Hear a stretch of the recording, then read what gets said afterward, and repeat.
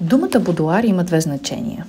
Първото е малък елегантен салон, предназначен изключително за дами, който е имал невероятна популярност през 18 век. Второто – малка, продълговата бисквитка, поръсана с захар. И двете значения, макар и различни, са символ на нежност, на място за вдъхновение, на изцеление и удоволствие. Аз не знам точно какво да ти кажа сега, между другото, но понеже нямам снимки от този период, и ще имам рисунка от този период. Това е изгледа от моя таван в 15-ти квартал. Ето ме в периода, в който аз ходех и гонех пчелите и златките в градината на баба.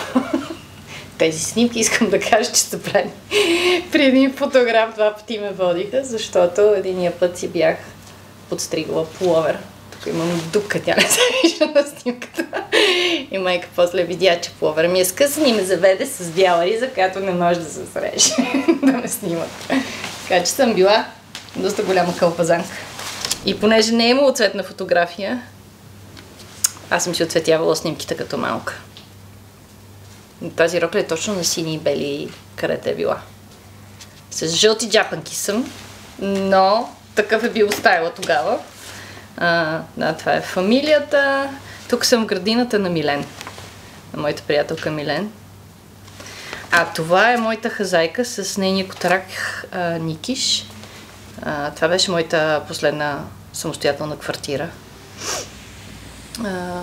на Rue Monsieur le Prince. Тя е в каталога на изложбата. Тази снимка много си я обичам.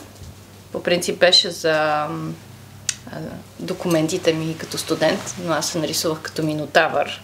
Това е след първото ми мотивационно писмо, търсики си работа като студент във Франция. Това са неща, които ако аз трябваше да си ги сложа в будуара, бих си ги сложила, но си ги пазя по този начин, за да не ги изхъба.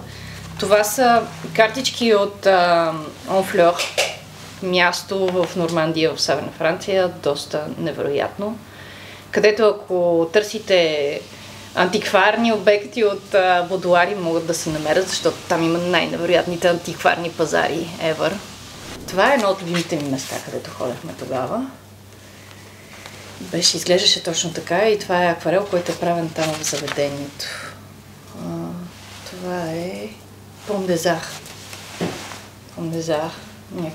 Някакъв опит за скица бърза, явно съм хукнала някъде. А това е едно от любимите ми неща. Това е в 9-ти квартал в Париж, Музей де ла Vie Romantique. Това е тяхното бистро. Много е красиво. Супер красиво. Въобще имаш чувство наистина това, което хората казват за безвремето. Но има едно място, което се казваше Лю Кафе. Това е интересно. Това е един музей, който рядко се посещава. Това е музей Бродел. И тук всъщност съм имала време да рисувам. Даже съм си носила пастелите. Това е моята приятелка Нанси, свираща на китара. Това е от изложбата Соларис. На ученик на Леонардо. Жак Досе се казва. И тук всъщност съм работила и съм се изкарала и 10 години във Франция, като ресърчър в тази библиотека. Даже някъде имам снимка. Сега ще видя къде беше. Виж, направила съм ни карти с моята физиономия. Марко Пади изпадна тук. Това е нещо, което използвам като каhier d'inspiration. Тефтер, в който си слагам вдъхновенията.